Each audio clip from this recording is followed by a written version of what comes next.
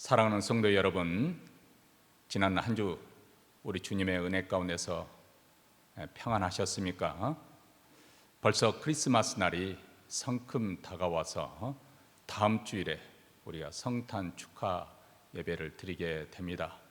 그러나 여느 해처럼 우리가 특별한 행사로 또 준비를 하지 못한 채 맞이하게 될 것 같습니다.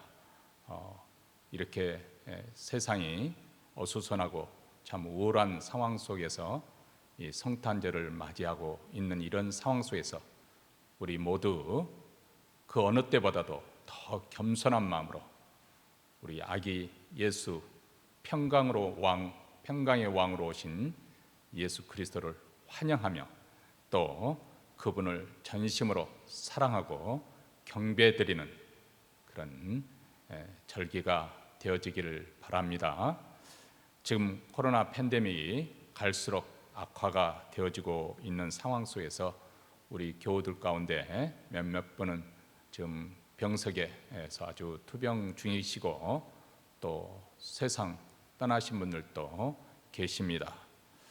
지금은 마치 추운 겨울철을 맞이한 것과 같습니다. 땅 위에 있는 모든 초록색이 사라지고 오직 앙상한 잔해만 남아있는 듯한 느낌을 갖고 있습니다. 생명의 활력도 상실하여서 희망이 보이지 않는 이런 상황 속에 그렇지만은 우리는 내년 다시 한번 꿈을 꾸게 됩니다. 봄날이 되어서 얼어붙은 동토 땅이 풀리게 되고 그러면 새싹이 다시 돋아나게 될 것이고 가지에도 푸른 기운이 돌고 잎이 나오고 꽃이 피게 될 것입니다. 추운 겨울에는 잎이 무성해지고 열매를 맺는 그런 때가 아닙니다. 뿌리를 잘 보존해서 내년을 위해서 살아남는 것이 중요합니다. 그래서 인내가 필요한 것이지요. 우리의 신앙생활도 마찬가지라고 생각합니다. 지금은 생존이 중요합니다.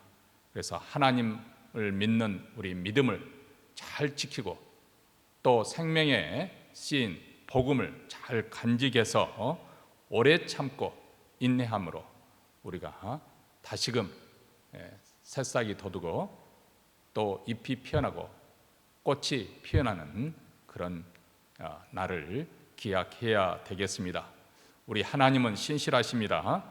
신실하신 우리 하나님께서 그리스도 안에서 우리를 지키시고 보호해 주실 것입니다. 그래서 다시 봄이 찾아오면은 우리 삶에도 활력을 되찾게 될 것이고 생기 있게 또 살아가게 될 것입니다. 그러므로 신실하신 우리 하나님을 잘 믿으며 올 겨울을 인내하며 잘 보내야 하겠습니다. 병원에 입원해 계시던 고 박현숙 권사님이 12월 9일 지난 수요일이죠. 세상 떠나셨습니다. 장례 일정은 아직 정해진 바가 없습니다. 유족들을 위해서 기도해 주시면 감사하겠습니다.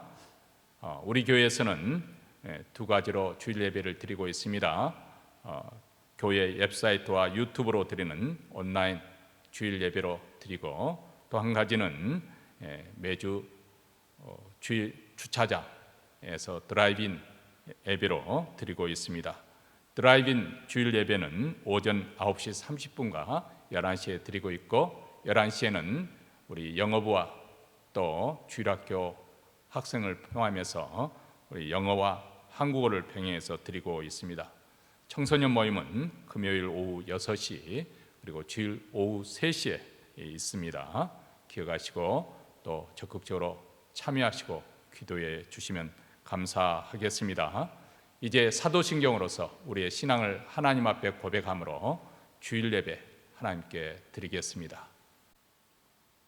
전능하사 천지를 만드신 하나님 아버지를 내가 믿사오며 그의 아들 우리 주 예수 그리스도를 믿사오니 이는 성령으로 잉태하사 동정녀 마리아에게 나시고 본디오 빌라도에게 고난을 받으사 십자가에 못 박혀 죽으시고 장사한 지 사흘 만에 죽은 자 가운데서 다시 살아나시며 하늘에 오르사 전능하신 하나님 우편에 앉아 계시다가 저리로서 산자와 죽은 자를 심판으로 오시리라. 성령을 믿사오며 거룩한 공예와 성도가 서로 교통하는 것과 죄를 사하여 주시는 것과 몸이 다시 사는 것과 영원히 사는 것을 믿사옵나이다. 아멘. 찬송가 410장 하나님의 은혜로 우리 힘있게 하나님께 찬송하며 또 영광을 돌려드리겠습니다.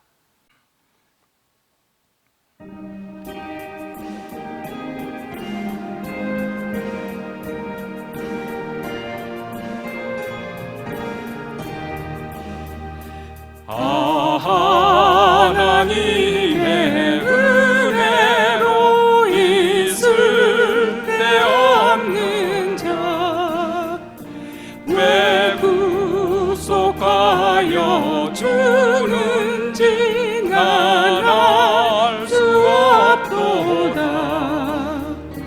내가 믿고 의지하는 내 모든 영병 잘하는 주님 늘 돌봐주실 것을 나는 확실히 아네.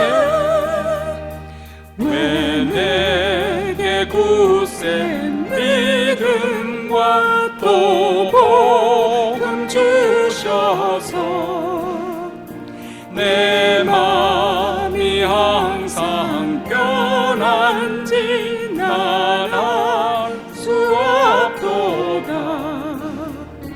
내가 믿고 의지하는 내 모든 양편 잘하는 주님 늘 돌봐주실 것을 나는 확실히 아네. 왜 내게 성령 주셔서 내 마음을 감동해 주 예수 믿게 하는지 난 알 수 없도다. 내가 믿고 의지하는 내 모든 양편 잘하는 주님 늘 돌봐주실 것을 나는 확실히 아네.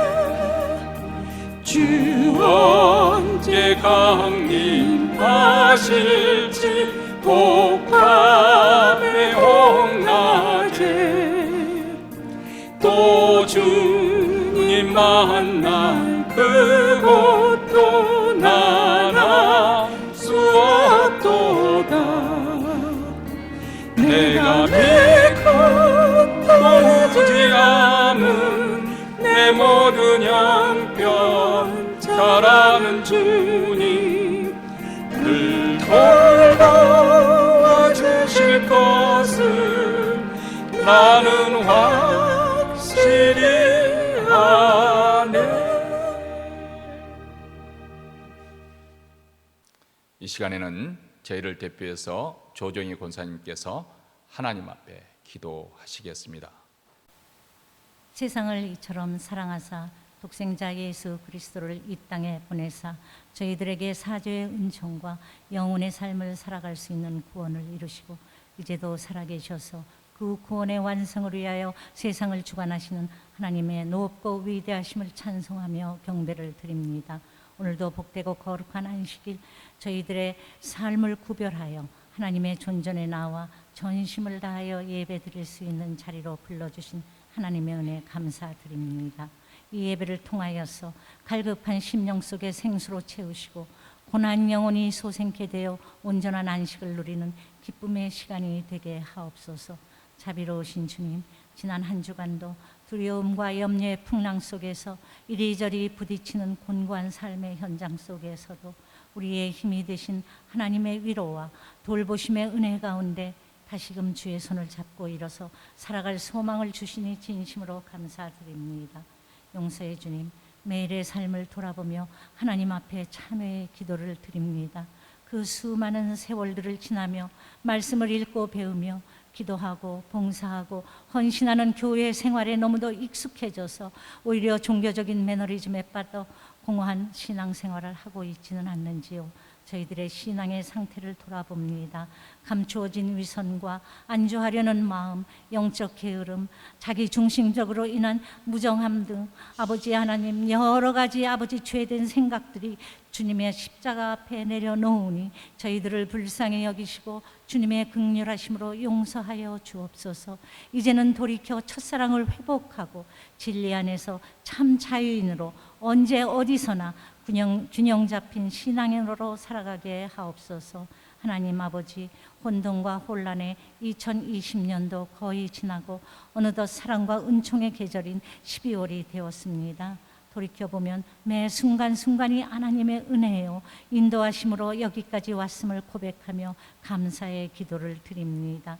아직도 끝나지 않은 코로나19의 사태는 진정될 기미는 보이지 않고 더욱 확산되는 가운데 사람들은 점점 지쳐가고 있습니다. 그러나 하나님께서는 반드시 정하신 때에 이 모든 두려움과 어둠을 거두시고 새로운 일상의 삶을 열어주심을 것을 믿는 믿음으로 바라봅니다. 끝까지 낙심치 말고 하나님의 선하심과 인자하심을 믿으며 가장 낮은 자리에 임하신 예수님의 모습을 생각하며 겸손하게 그리고 진실하고 따뜻한 마음으로 이 추운 겨울 몸과 마음이 고단하고 쓸쓸한 이웃들에게 곁을 내주고 주님의 사랑을 함께 나누는 아름다운 시간들로 채워주시옵소서. 하나님 아버지, 주님의 몸된 교회를 위해 기도드립니다. 이전보다 더욱더 말씀과 기도가 충만해져서 믿음의 역사, 사랑의 수고, 소망의 인내를 이루어가는 교회로 부흥되기를 간절히 소원합니다. 각자의 삶의 자리에서 주의 일을 감당하는 성도들의 헌신을 통하여 아름다운 신앙의 공동체가 세워져 나가기를 기도드립니다.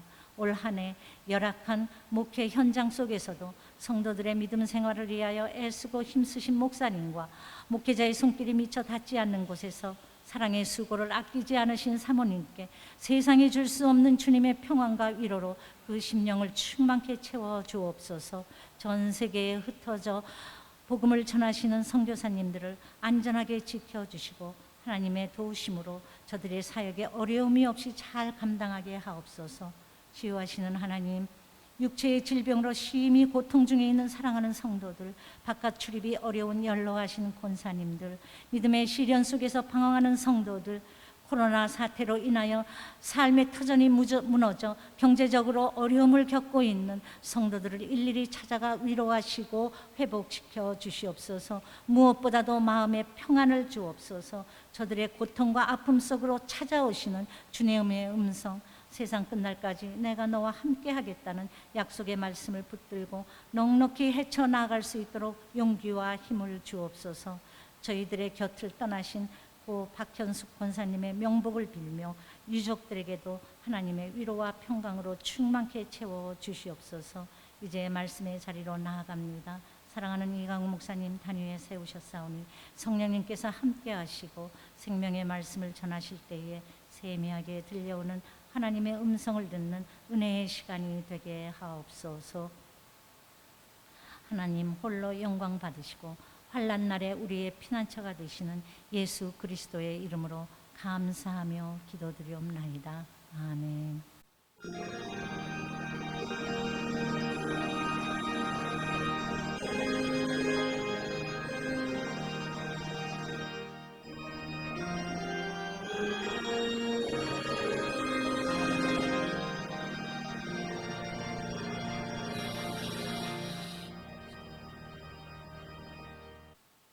이 시간 우리에게 주신 하나님 말씀은 로마서 5장 5절로부터 8절 말씀입니다.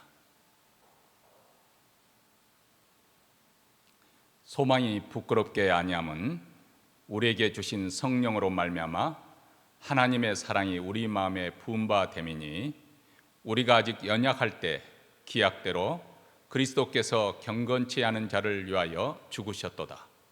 의인을 위하여 죽는 자가 쉽지 않고 선인을 위하여 용감히 죽는 자가 혹 있거니와 우리가 아직 죄인 되었을 때 그리스도께서 우리를 위하여 죽으심으로 하나님께서 우리에게 대한 자기의 사랑을 확증하셨느니라. 아멘. 현대 정신분석학자들이 공통적으로 하는 말이 있습니다. 인간이 겪는 대부분의 마음의 병은 사랑을 충분히 경험하지 못한 사랑의 결핍으로부터 비롯한다는 것입니다. 그래서 마음의 병을 고치는 데 있어서 가장 효과적인 최고의 약은 역시 사랑일 것입니다. 다시 말하면 우리 인간에게 있어서 사랑은 그만큼 지대한 절대적인 영향을 미친다는 것입니다. 사랑받지 않고서는 온전한 인간성을 갖기가 어렵습니다. 또 사랑의 뿌리를 내려야만이 성숙한 인격으로 꽃을 피울 수가 있습니다. 우리 부모님들은 자녀들에 대한 기대감이 많습니다. 자신보다도 자식이 훌륭하게 되기를 바라고 잘 살기를 바랍니다. 그래서 자녀들에게 더 좋은 환경과 기회를 마련해 주고자 이민원 분들도 많을 것입니다. 자녀들을 위해서 최선을 다하고자 이렇게 노력하는 것이죠. 그런데 그들에게 해줄 수 있는 최상의 것, 최고의 것, 최선의 것이 무엇인 줄 아십니까? 그것은 사랑입니다. 사랑을 많이 받고 자라면 그만큼 자녀들은 행복한 사람이 될 가능성이 높아지는 것이고 또 그만큼 성공할 가능성도 높아집니다. 인생을 성공적으로 이끌어 갈 수 있는 원동력을 사랑이 제공해 주기 때문에 그렇습니다. 첫째로 사랑을 충분히 받으면 자녀들이 소속감을 갖게 되어 마음에 정서적으로 안정감을 얻습니다.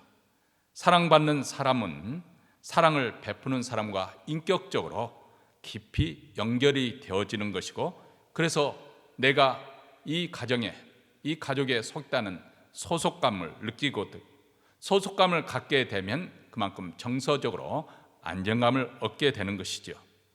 만약 소속감이 없다고 한다면 정서적으로 불안정해집니다. 불안정한 정서를 가지고 인생에서 성공하기는 어렵습니다. 우선 다른 사람과의 관계를 잘 꾸준히 이끌어가지를 못하는 거 평탄하지 않게 됩니다. 관계가 매사 울퉁불퉁하기가 쉬운 것이죠. 왜냐하면 정서가 불안정하기 때문에 그렇습니다. 그런데 사랑은 우리 자녀에게 소속감을 느끼게 하고 마음의 안정감을 가져줍니다. 정서적으로 안정감을 얻기 때문에 다른 사람과의 관계를 원만하게 성공적으로 이끌어갈 수 있게 되고 그만큼 또 그렇기 때문에 사회에서 성공할 가능성이 높아지는 것이죠. 둘째로 사랑을 충분하게 받으면 건전한 자존감을 갖게 됩니다. 자존감이란 자기 자신에 대해서 자기 존재를 긍정적으로 받아들이는 것을 의미합니다. 물론 자기 분수를 모르고 자기 자신을 지나치게 높이는 교만은 문제를 일으키는 것이고 잘못이죠. 반면에 나는 못났다고, 나는 별 볼 일 없다고, 나는 성공할 수 없는 실패자라고 그렇게 심한 열등감을 갖게 된다는 것, 그것은 더 큰 문제일 것입니다. 그런데 사랑은 우리에게 건강한, 건전한 자존감을 얻게 하는 것이죠. 그 이유는 내 자신이 사랑받는 대상이 되어서 사랑을 받게 되면은 자신의 존재 가치를 느끼기 때문에 그렇습니다. 자신이 귀한 존재라는 것을 느끼게 되니까 그만큼 자기 삶의 의미를 갖게 됩니다. 이렇게 삶의 의미를 발견한 사람은 어떤 환경에서도 잘 견뎌내는 것이죠. 그리고 세상 유혹에도 쉽사리 빠져서 방탕으로 이끌리지 않습니다. 세 번째로 사랑을 충분히 우리 자녀들이 받고 자라면 자신감을 얻게 됩니다. 먼저 소속감을 갖게 되어 안정감을 갖게 되고 또 건강한 자존감을 얻게 되면 마음이 든든해지지 않습니까? 그래서 여기로부터 자신감이 생기는 것입니다. 자신감을 갖게 되면은 쉽사리 어떤 일을 만나더라도, 어려운 일을 만나더라도 중도에서 포기하지 않습니다. 그리고 알 수 없는 미지의 세계, 또 모험해야 되는 그런 것에 대해서 두려워하지 않게 됩니다. 자신감이 있기 때문에 그렇습니다. 이렇게 소속감이라는 안정감과 또 자존감과 또 자신감, 이 세 가지가 우리 인생을 행복하게 또 성공적으로 이끌어줄 수 있는 요소가 되는 것입니다. 그러므로 우리 자녀들이 인생에서 가장 성공적인 인생을 살도록 크게 영향력을 미치는 것은 부모의 사랑이라고 말할 수 있겠습니다. 사랑을 많이 받고 자란 자녀는 마치 비옥한 토양과 같습니다. 비옥한 토양, 그 옥토에는 어떤 곡식을 심어도 잘 자라게 되고 풍성한 소출을 얻게 될 것입니다. 이처럼 사랑은 우리로 하여금 풍성한 삶을 살 수 있도록 만들어주는 옥토와 같이 그 바탕이 되어주는 것입니다. 그런데 문제는 사랑이 이렇게 중요하지만은 우리가 살고 있는 세상은 타락한 세상이기 때문에 이런 사랑을 온전히 충분히 받고 살지 못하는 경우가 많습니다. 심지어는 부모로부터 사랑받기는커녕 아들, 딸 차별받아서 상처를 받고 또 어떤 사람은 폭력적으로 또 학대를 받고 성장한 분들이 계십니다. 이로 인한 상처 때문에 어른이 되어서도 밖으로는 멀쩡한데 그러나 안에 보면은 끊임없이 피를 흘리며 사는 것이죠. 그래서 결혼해서 가정생활을 이뤄도 많은 문제를 안고 살아가게 됩니다. 신앙생활을 해도 은혜를 받아도 마치 이 깨진 바가지처럼 그 은혜를 쏟아버리고 사는 것입니다. 이런 점을 고려한다면 정말 부모를 잘 만난다는 것이 가장 정말 중요한 큰 복인데, 그런데 그것이 우리 마음대로 되는 것이 아니지 않습니까? 어쩌면 부모님을 생각할 때마다 아직도 마음에 통증을 느끼는 그런 분도 없지 않아 있을 것입니다. 자, 그렇다면 이런 경우에 우리는 어떻게 해야 되는 것일까요? 이제 와서 부모를 원망한들 무슨 소용이 있겠습니까? 달라질 것이 없지 않습니까?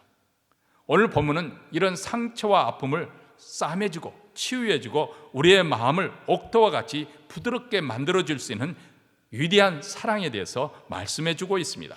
그것은 바로 십자가를 통해서 나타나는 하나님의 사랑이고, 그 사랑은 무조건적이고 무한하고 영원한 사랑입니다. 이런 사랑을 한번 경험하게 된다면 그동안 사랑의 결핍으로 인해서, 사랑의 굶주림으로 인해서, 또 마음의 큰 상처로 인해서 인생을 울퉁불퉁하며 어렵게 살아가는 그러한 사람들도 더 이상 그것들이 문제가 되지 않는 것이죠. 왜냐하면 하나님의 사랑이 그 모든 것을 다 덮어버리고 또 치유해 주시기 때문에 그렇습니다. 부족함이 없도록 넘치도록 채워주시기 때문에 그렇습니다. 그러나 세상 사람들은 이런 하나님에 대해서 관심이 없고 또 하나님의 사랑에 대해서도 무지하지요. 설령 그 사랑에 대해서 말씀을 들어도 그들은 이해를 할 수 못합니다. 마음에 전혀 와 닿지를 않습니다. 왜냐하면 우리가 살고 있는 세상에서는 한 번도 그런 사랑을 본 적도 또 경험한 적도 없기 때문에 그렇습니다.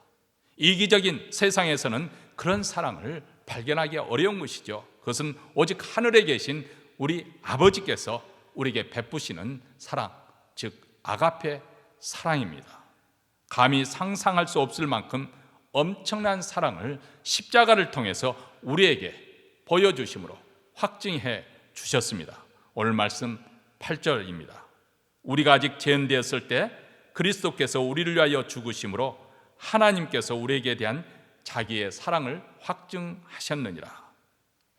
하나님의 사랑은 받을 만한 자격이 없음에도 불구하고 베풀어 주시는 사랑을 말씀하고 있습니다. 더군다나 우리가 아직 죄인 되었을 때 그리스도께서 우리 죄를 대신해서 십자가에 죽으실 만큼 우리에게 베풀어 주시는 사랑입니다. 물론 세상에서도 의인이나 선인을 위해서 대신 죽는 경우가 있습니다. 조선 왕조 시대 때 사육신한 분들은 대의 명분을 걸고 죽기까지 충성했지 않습니까? 또 오늘날에도 어머니는 자식을 위해서라면 무엇이든지 희생할 각오가 되어 있습니다. 그런데 흉악한 범죄인이 사형 선고를 받았는데 그 흉악한 범죄자를 대신해서 내가 죽어줄 수 있겠습니까? 그럴 수는 없는 것이죠. 그래서 십자가의 사랑이 놀라운 것입니다. 우리가 아직 죄인 되었을 때 그리스도께서 대신 죽어주신 희생적인 사랑이기 때문에 그렇습니다. 그리스도께서 우리 죄를 대신하여 죽으신 까닭은 하나님께서 사랑의 하나님이시지만 또한 동시에 그분은 거룩하신 분이기 때문에 그렇습니다. 하나님의 거룩은 광의로운 빛, 즉 영광 가운데 세상에 나타나게 됩니다.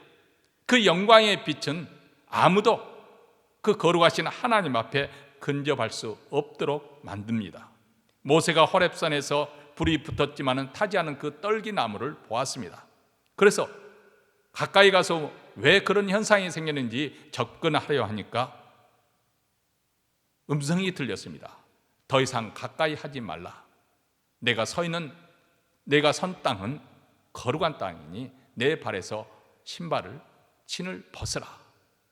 음성을 들었습니다. 하나님의 거룩입니다. 이 하나님의 거룩과 밀접하게 연결된 것이 바로 하나님의 진노입니다. 하나님의 진노는 죄악에 대한 하나님의 거룩의 반응입니다. 하나님의 속성이 거룩한 속성을 가지고 있기 때문에 죄에 대해서 분노하는 것입니다. 거룩은 죄와 함께 양립할 수 없기 때문에 그렇습니다. 그분의 눈은 정결하심으로 악을 참아보지 못하시며 폐역을 참아보지 못하신다고 했습니다. 거룩과 죄는 함께 갈 수가 없는 것입니다. 마치 그것은 빛과 어둠이 함께 존재할 수 없는 것과 마찬가지입니다. 빛이 있으면 어둠은 사라지게 됩니다. 그러나 어둠이 가득 찬 것은 빛은 존재하지 않는 것이죠. 서로 공존할 수 없기 때문에 그렇습니다. 이처럼 거룩과 죄는 함께 할 수가 없습니다. 죄는 오히려 어둠에 속한 것이기 때문에 하나님의 진노를 격발시킵니다. 그래서 로마서 2장 5절에 보면 다만 내 고집과 회개치 아니한 마음을 따라 진노의 날 곧 하나님의 의로우신 판단이 나타나는 그날에 이 말 진노를 내게 쌓는도다 하고 경고를 하고 있습니다. 물론 하나님의 진노는 우리 인간의 차원과는 다른 차원입니다. 하나님의 진노는 사설은 원한이나 안가쁨을 갚는 차원에서 나오는 것이 아닙니다. 대적하는 자라 할지라도 우리 하나님은 그가 구원받기를 원하시고 죄의 용서를 받기를 원하시는 사랑의 마음을 가지고 있습니다. 그래서 공경에 빠진 자를 어떻게든지 다시 끌어올려서 자신의 사랑을 받을 수 있는 그런 대등한 그런 위치에 놓고자 하는 것이 하나님의 사랑입니다.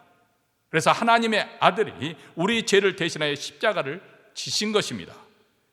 왜냐하면 우리를 죄 가운데서 건져내어서 하나님의 자녀로 사랑의 자녀가 되게 하기 위함입니다.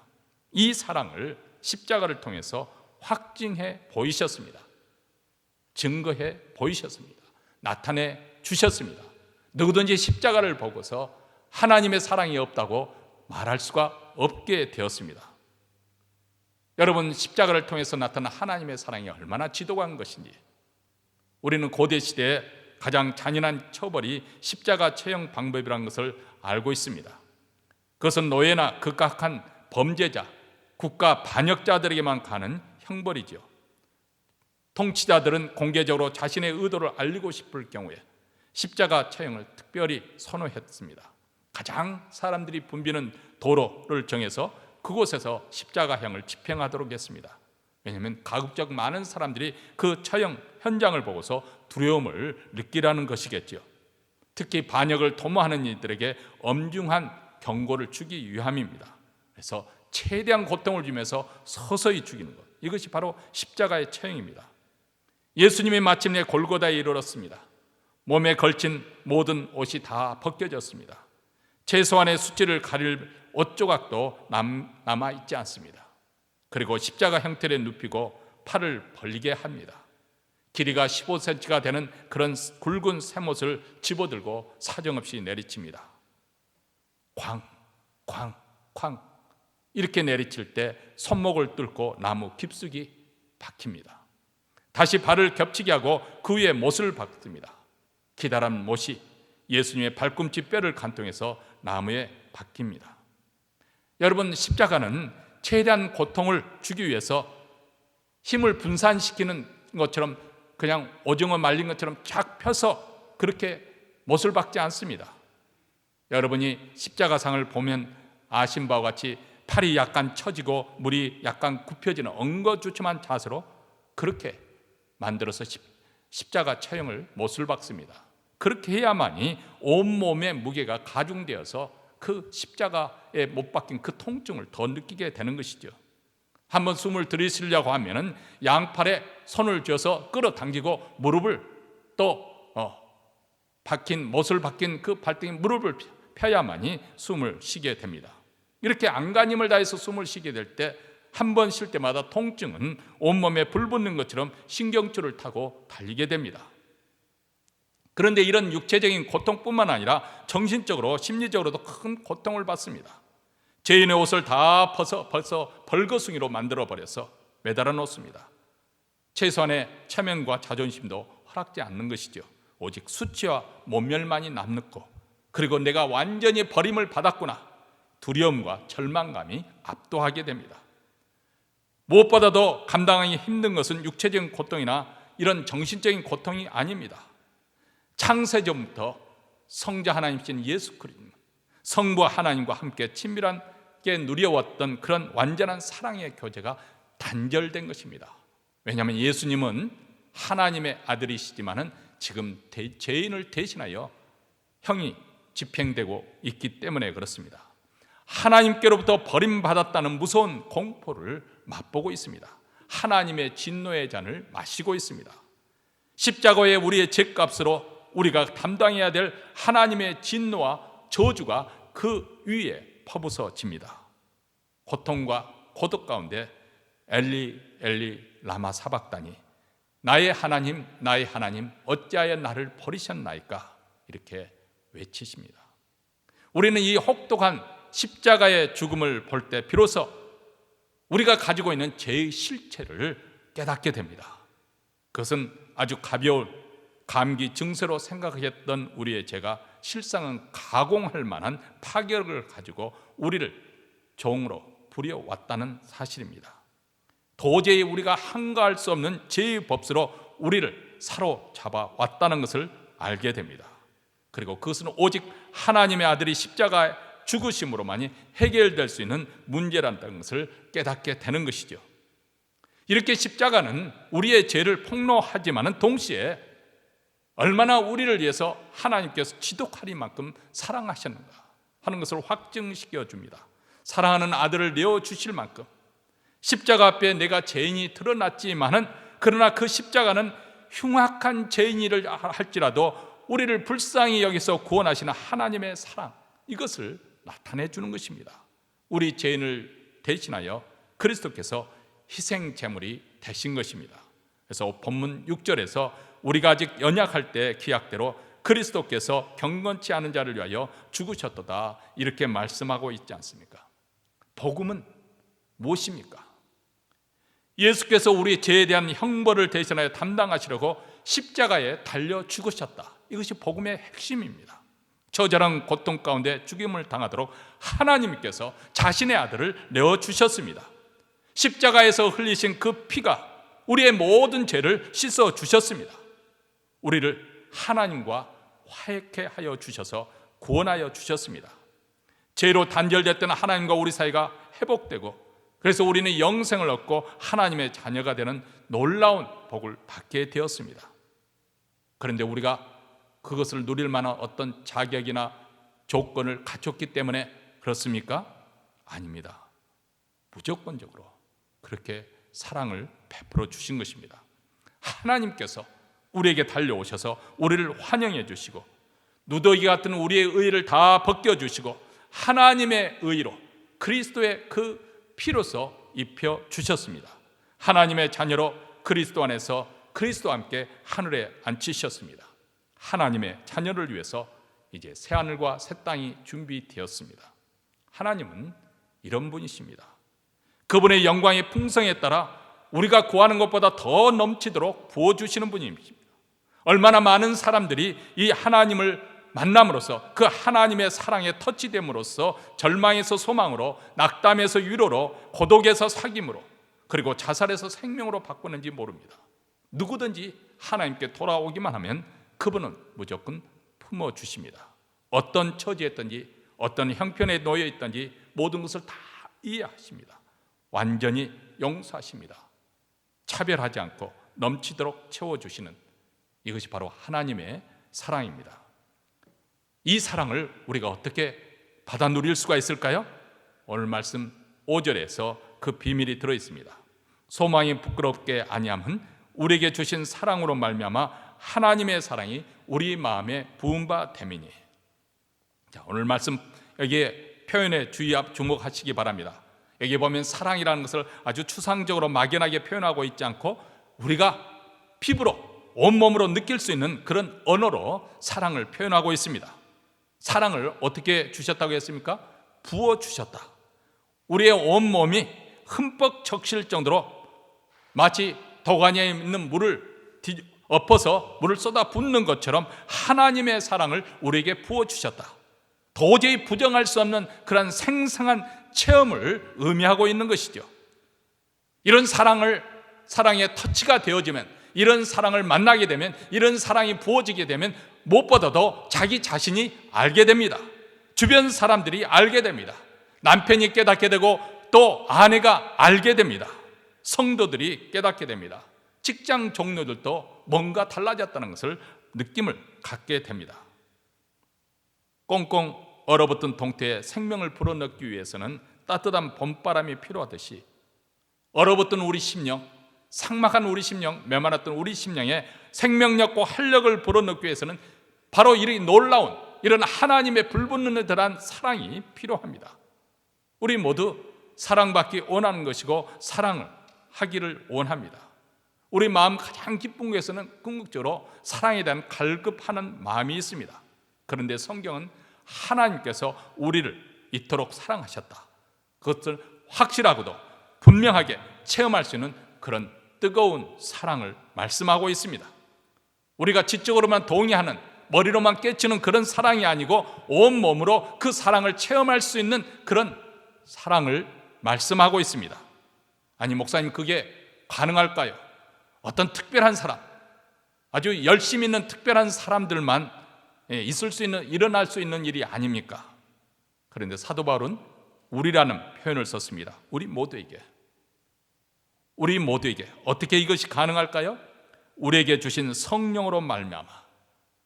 예수 믿는 자에게 하나님께서는 성령을 보내주셔서 우리 안에 성령이 거하시는데 성령으로 말미암아 하나님의 사랑을 부어주신다.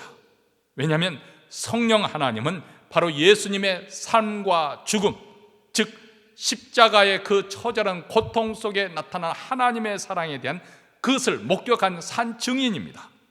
우리는 예수께 일어나는 이 사건의 현장이 없었기 때문에 하나님께서 어떻게 우리를 사랑하시는가 그것을 생생히 느낄 수 없지만은 우리 안에 거하시는 성령께서 그것을 목격하신 분이기 때문에 그것이 사실이고 진리라는 것을 확증해 주십니다. 그것이 바로 너를 위한 것이라는 것을 말씀해 주십니다. 나에게 부어주시는 아버지 하나님의 사랑이라고 우리에게 확신으로 부어주십니다. 성령께서 깨우쳐 주시는 순간 우리는 그 사랑을 흠뻑 적시며 체험할 수 있게 되는 것이죠. 코로나19로 인해서 시련과 고통을 겪고 있는 이 시대, 또 우리는 어떻게 이 상황을 뚫고 나가며 이겨낼 수 있을까요? 삶의 의욕을 상실한 자는 어떻게 하면 새 힘을 얻을 수 있을까요? 침체하는 우리의 신앙생활은 어떻게 하면 다시금 부활하는 것처럼 회복시킬 수 있을까요? 영적 전투에서 패배를 거듭하는 자는 어떻게 하면 승리할 수 있는 능력을 얻을 수 있을까요? 그것은 바로 하나님의 사랑, 우리 주님의 사랑입니다. 그래서 부활하신 우리 주님께서는 시리에 빠져서 다시 옛날 어부로 돌아가 디베랴 바닷가에서 낚시하던 고기 잡던 베드로를 찾아와 부르신 후에 내가 나를 사랑하느냐 이렇게 물었습니다.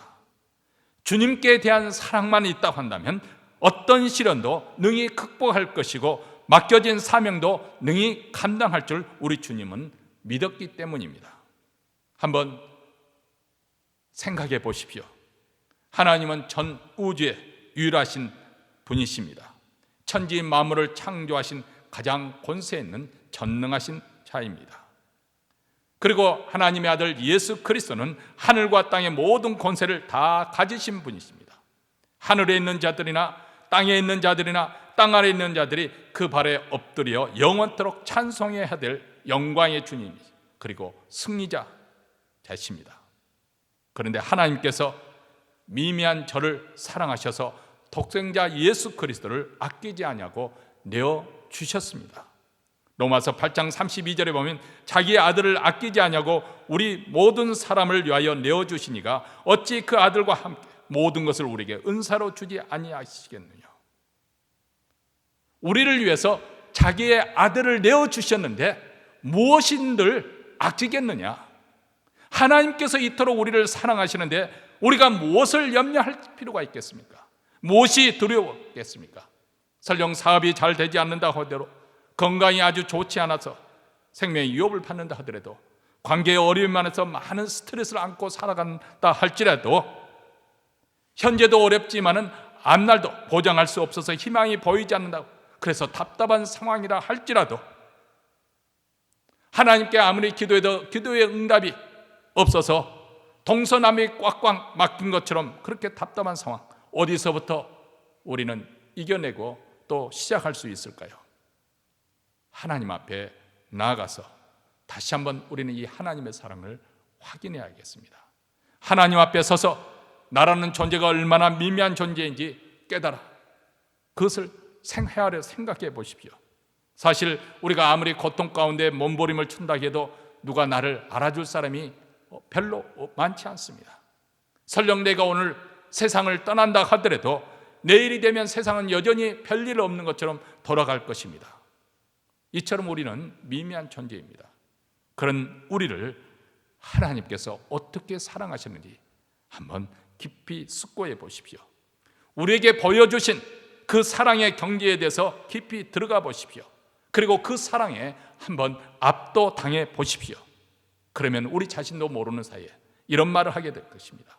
지금 내가 아무리 힘들어도 문제될 것 없어. 하나님께서 잘 해주실 거야. 나를 이토록 사랑하시는데 하나님께서 나를 가만히 내버려 둘 리가 없지. 내가 불안해하거나 내가 두려워할 필요가 없어. 하나님이 나와 함께 하셔.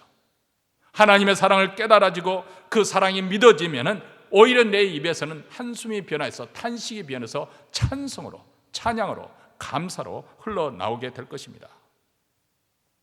사랑하는 성도 여러분, 여러분은 이 놀라운 하나님의 사랑을 알고 있습니까? 그 사랑을 경험해 보셨습니까? 그렇다고 답변한 분이시라면 그 사랑에 더 풍성해지고 부유해지도록, 더 깊이 충만해지도록 구하시기 바랍니다. 혹시라도 목사님, 나는 그런 사랑 한 번도 체험해 본 적이 없습니다, 이렇게 말할 수밖에 없다고 한다면 그런 사랑을 주시는 하나님께 나아가서 하나님을 소원하고 갈망하면서 그 은혜를 사모하시기 바랍니다. 그 사랑을 부어달라고, 그 사랑에 압도될 때까지 하나님께 간절히 기도하시기 바랍니다. 충만 위에 충만이 무엇인지 그것을 경험할 때까지 우리는 갈망하고 갈구해야 됩니다. 하나님은 여러분의 소원을 결코 예면하지 않으실 것입니다. 성령을 통해서 여러분의 심령에 그 사랑을 부어 주실 것입니다. 이 놀라운 하나님의 사랑으로 힘입어서 올겨울 이 위기를 너끈히 이겨내는 우리 모두가 되시기를 주의 이름으로 축원합니다. 기도하겠습니다.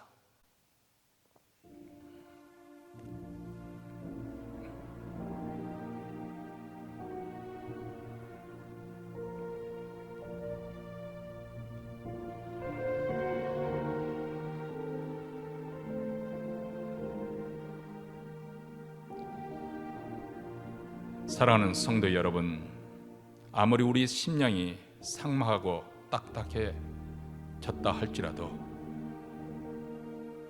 마치 동토에 봄바람이 불면 그 얼었던 땅이 풀리고 거기에 새싹이 돋아나오고 잎이 피고 꽃이 피어나는 것처럼 우리 심령도 생기가 돌고 활력이 넘치게 될 것입니다.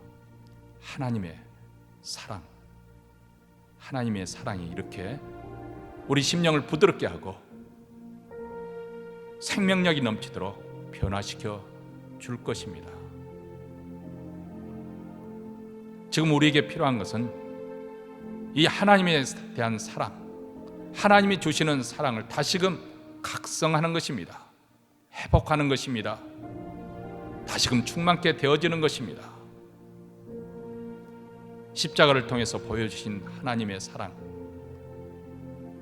그 사랑이 성령을 통해서 내 심령에 부어지는 그런 체험이 있을 때까지 손을 들어 기도하는 그 기도가 중단되어서는 아니 될 것입니다. 날이 갈수록 이 하나님의 부여하신 사랑에 더 충만케 되어지는 그런 축복된 인생이 되기를 바랍니다. 하나님 아버지, 갈 길을 몰라서 방황하던 저희 인생을 주께서 불쌍히 여기사 진리의 말씀으로 저희들을 한 걸음 한 걸음 인도하시니 감사합니다. 지금 세상은 추운 계절이 돌아와 가난한 사람들은 더 춥고 병든 사람들은 더 뼈저리게 외로운 그런 계절입니다. 우리 영혼에도 삭막한 그런 때입니다. 바로 이러한 때 성령의 놀라운 역사로 하나님의 사랑이 다시금 각성되어지고 체험되어지는 놀라운 복이 임하기를 원합니다. 부여하신 하나님의 은혜의 세계에 저희들이 들어가기를 원합니다. 그 사랑의 충만이 무엇인지, 충만 위에 충만을 부어주시는 하나님의 놀라우신 그 사랑을 체험하기를 원합니다. 오늘 예배드리는 모든 성도들 심령에 다시금 하나님께서 주시는 그 사랑으로 우리 마음이 뜨거워질 수 있도록 주여 주께서 불쌍히 여겨주시고 돌아보아 주시옵소서. 이제 예배의 순서에 따라 하나님 앞에 예물을 가지고 섰습니다. 하나님만이 우리의 참 주인이시고 세상 그 어떤 물질이 우리를 좌지우지 못할 것을 믿습니다. 우리는 날마다 물질의 유력을 실감하고 있지만은 그러나 우리는 빵으로만 사는 것이 아니라 하나님의 말씀으로 사는 줄 믿고 하나님을 믿는 믿음 가운데 예물을 준비하여 하나님 나라에 바쳐드립니다. 우리의 소유한 그 모든 것이 하나님의 것임을 인정하는 표로 주여 바치오니 이렇게 코로나 바이러스로 인해서 힘든 상황 속에서도 우리의 먹을 것과 입을 것과 누울 것을 주께서 책임져 주시며 우리를 하여금 하나님 나라에 끝까지 충성하는 하나님의 자녀로 삼아 주시옵소서. 가정에 평강을 주시고 자녀들을 주께서 위태한 길에서 지켜주시고 하나님의 교회를 더욱더 흥왕하게 하여 주셔서 땅끝까지 하나님의 사랑을 증가하는 교회가 되게 하여 주시고 북한 동포에까지 이 사랑을 전하게 하옵소서. 이제는 우리 구주 예수 그리스도의 은혜와 하나님 아버지의 무한하신 사랑과 성령의 교통하심이 십자가를 통해서 나타난 위대한 하나님의 사랑을 다시금 체험하며 그 사랑으로 세상을 이기고자 다짐하며 이 자리를 떠나는 사랑하는 주의 백성들 위해 교회 위에 영원토록 함께 있을지어다. 아멘.